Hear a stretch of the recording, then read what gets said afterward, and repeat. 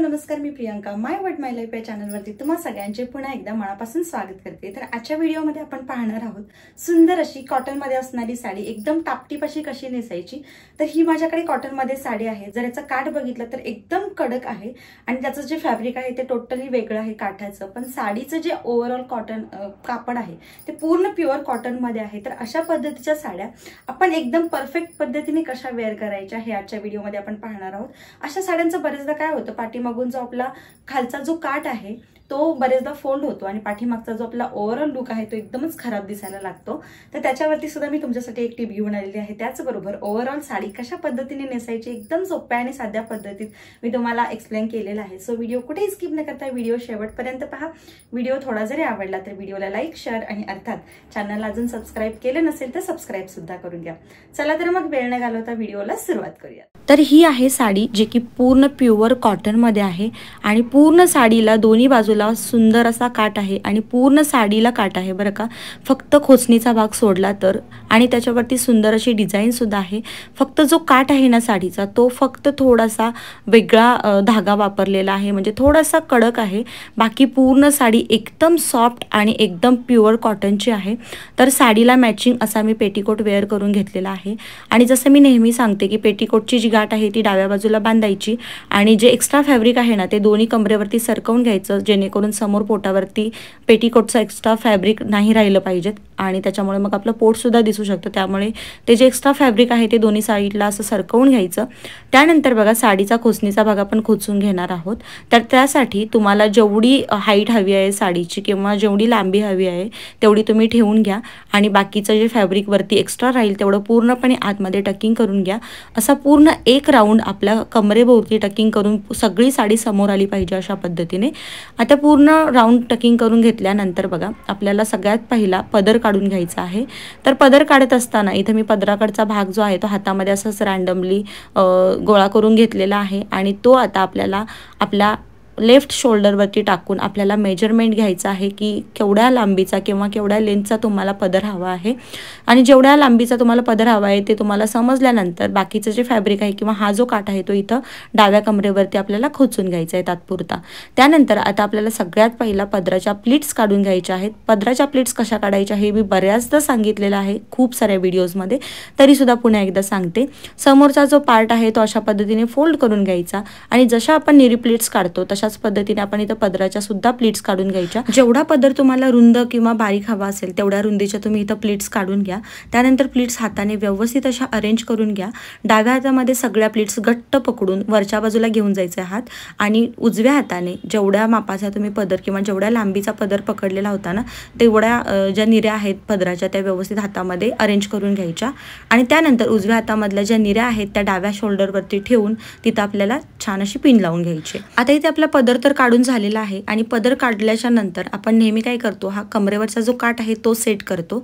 तर बऱ्याचदा आपण अशा पद्धतीने हा काठ इथं पकडतो आणि इथे एक 2-3 प्लीट्स काढून तिथं आपण पिन लावून घेतो। अशा पद्धतीने आपण हा काठ सेट करत असतो, पण आज आपण एका वेगळ्या पद्धतीने तो काठ सेट करणार आहोत आणि तो आपण निऱ्या काढून झाल्यानंतर म्हणजेच निरी प्लीट्स काढून झाल्यानंतर करणार। तर आता आपण निरी प्लीट्स काढून घेऊयात। तर निरी प्लीट्स काढण्याच्या सुद्धा मी वेगवेगळ्या पद्धती तुमच्यासोबत शेअर केलेल्या आहेत आणि ही एक थोडीशी वेगळी पद्धत आहे बघा।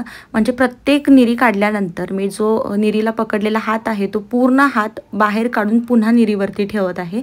अशा पद्धतीने या सगळ्या निऱ्या मी काढून घेतलेल्या आहेत। तुम्हाला ज्या पद्धतीने हव्या त्या पद्धतीने तुम्ही निरी प्लेट काढून घ्या, म्हणजे तुम्हाला जी सोपी वाटेल ती पद्धत वापरा। पण निऱ्या काढत असताना अशा एका पुढे एक अशाच आल्या पाहिजेत, म्हणजेच आपल्या डोळ्यांनी सगळ्या निऱ्या अशा दिसल्या पाहिजेत। अशा सिक्वेन्स वाईज लावून घ्यायच्या आणि त्यानंतर शेवटची जी निरी आहे ना ती आपल्याला अशीच लूज ठेवायची, म्हणजे आतला जो काठ आहे तो लूज ठेवायचा आहे आपल्याला। आणि आपण नेहमी काय करतो, इथे या सगळ्या निरी प्लेट पकडतो आणि इथे पिन लावतो किंवा मग सेफ्टी पिन किंवा निरी पिन लावतो। पण आपण या पद्धतीमध्ये तसं न करता काय करायचं आहे, जेवढ्या उंचीची तुम्हाला साडी हवी आहे किंवा जेवढी लांब तुम्हाला खाली साडी हवी आहे तेवढी तुम्ही ठेवून घ्या आणि जिथून साडी तुम्हाला खोचायची आहे ना तिथं पकडून पूर्ण साडीला अशा पद्धतीने आतमधून एखादी मोठी अशी पिन लावून घ्या। आता या निऱ्या आपल्याला खोचून नाही घ्यायच्या, तर या निऱ्या आपल्याला तशाच बाहेर ठेवायच्या आहेत आणि अगोदर खालच्या ज्या निऱ्या आहेत त्या हाताने व्यवस्थित अशा करून घ्यायच्या, प्रेस करून घ्यायच्या थोड्याशा, कारण की कॉटनच्या ज्या साड्या असतात त्याला थोडं जरी प्रेस केलं ना तर अगदीच प्रेस केल्यासारख्या दिसतात शकतात, निर्या असू देत किंवा साडी असू देत. त्यानंतर बघा या प्लीट्स आपण खोचून नाही घेतलेल्या आहेत वरच्या, त्या तशाच ठेवलेल्या आहेत कारण तिथं आपण ऑलरेडी पिन लावून घेतलेली आहे. आता आपला जो उजवा हात आहे तो निरीच्या खालून डाव्या बाजूला बाहेर काढायचा आणि हा जो काठ लूज सोडलेला आहे आपण तो हातामध्ये पकडून तो उजव्या बाजूला अशा पद्धतीने खेचायचा आहे निरीच्या खालच्या बाजूने. आणि त्यानंतर इथे कमरेवरच्या ज्या प्लीट्स आहेत त्या सुद्धा हाताने व्यवस्थित अशा अरेंज करून घ्यायच्या. आणि हा जो काठ आपण उजव्या बाजूला खेचलेला आहे किंवा काढलेला आहे तिथं आपल्याला एखादी सेफ्टी पिन लावून घ्यायची किंवा मग हा जो काठ आहे तो तुम्ही असाच आतमध्ये खोचलात तरी सुद्धा चालेल. आणि त्यानंतर या ज्या निरी प्लीट्स आहेत त्या आपल्याला आतमध्ये व्यवस्थित अशा टक करून घ्यायच्या आहेत. आणि या ट्रिकमुळे इथे तुम्ही बघू शकाल कमरेवरचा काठ म्हणा किंवा ज्या निरी प्लीट्स आहेत त्या एकदम परफेक्टली अशा इथं आतमध्ये आपण टकिंग करून घेतलेला आहे आणि काठ सुद्धा सेट करून घेतलेला आहे. त्यानंतर बघा बरेचदा काय होतं, हा वरच्या बाजूचा जो काठ आहे तो खूप लूज होतो आणि तो काठ एकतर आपण इथं कमरेवरती फिटिंग करू शकतो किंवा मग वरच्या बाजूला साईड पिन जिथं आपण लावून घेतलेली आहे ना तिथं आपण फिटिंग करू शकतो. तर आता कमरेचा पार्ट तर आपण ऑलरेडी सेट करून घेतलेला आहे म्हटल्यानंतर हा जो काठ आहे तो आपल्याला इथं वरतीच सेट करावा लागणार. त्यासाठी काय करायचं, जेवढा लूज काठ असेल ना तेवढा वरच्या बाजूला अशा पद्धतीने खेचून घ्यायचा आणि जिथं आपण साईडला पिन लावलेली आहे ना वरच्या साईडला तर तिथं आपल्याला थोडंसं त्याच्या खालच्या बाजूला इथं हा जो एक्स्ट्रा फॅब्रिक आहे किंवा एक्स्ट्रा जो काठ आहे त्याला थोडंसं तिरकस करून घ्यायचं आणि त्याला आतमध्ये एखादी छोटीशी सेफ्टी पिन लावून घ्यायची. आणि ते तुम्ही बघू शकाल हा जो वरच्या बाजूचा जो काठ आहे तो एकदम व्यवस्थित असा फिटिंगशीर आलेला आहे आणि अजिबात लूज होत नाहीये. त्यानंतर बघा बरेचदा हा जो पदराचा वरचा काठ आहे तो आतमध्ये सरकतो आणि इथून आपला पोटाचा भाग पूर्णपणे ओपन दिसायला लागतो आणि ते आपल्याला कधी कधी नको असतं. तर त्यासाठी इथं काय करायचं, इथं एक आपल्याला पिन लावून घ्यायची आहे. तर हा जो वरचा काठ आहे ना तो बाजूला सरकवायचा आणि 2 नंबरची जी प्लीट आहे पदराची तर त्याला इथं अशा पद्धतीने ब्लाऊजला आणि त्याला दोन्हीला पकडून वरच्या बाजूने किंवा जर तुम्हाला शक्य असेल तर आतमधल्या बाजूने इथं एखादी अशा पद्धतीने पिन लावून घ्यायची. आता तुम्ही इथे बघू शकाल हा जो काठ आहे तो अजिबात जागचा हलणार नाही आणि इथून आपला पोटाचा भाग सुद्धा ओपन दिसणार नाही. आता ही ट्रिक जर तुम्हाला हवी असेल तर तुम्ही वापरू शकता, नाही तर आपल्या बऱ्याचशा ताई म्हणतात की किती त्या पिना साडीला 1 डझन पिना लावल्यात साडी फाटून जाईल. जर तुम्हाला हवं असेल तर तुम्ही लावा, नाही तर तुम्ही स्किप सुद्धा करू शकता. त्यानंतर बघा बऱ्याचदा अशा ज्या साड्या असतात त्या साड्यांचा जो पाठीमागचा जो काठ आहे किंवा फॉल आहे तो चालताना बरेचदा अशा पद्धतीने फोल्ड होतो. तर तो काठ फोल्ड होऊ नये यासाठी काय करायचं आहे, आपला जो पाठीमागचा काठ आहे तो व्यवस्थित करून घ्यायचा आहे आणि आपल्या उंचीनुसार त्या काठाला आणि आतमधल्या पेटीकोटला इथं आतमध्ये एखादी सेफ्टी पिन लावून घ्यायची. आणि ही सेफ्टी पिन लावल्यामुळे आता तुम्ही कितीही चाला, कितीही उड्या मारा किंवा काहीही करा, तुमचा जो पाठीमागचा फॉल आहे किंवा काठ आहे तो अजिबात फोल्ड होणार नाही. आणि हे सुद्धा ऑप्शनल आहे बरं का, नाहीतर पुन्हा म्हणायला नको किती त्या पिना लावल्यात. तर इथं आपली साडी नेसून तयार झालेली आहे एकदम टापटीप अशी. साईड फिटिंग म्हणा किंवा आपला जो पदर आहे किंवा आपल्या ज्या निरी प्लीट्स आहेत एकदम टापटीप आणि एकदम जबरदस्त अशा दिसत आहेत.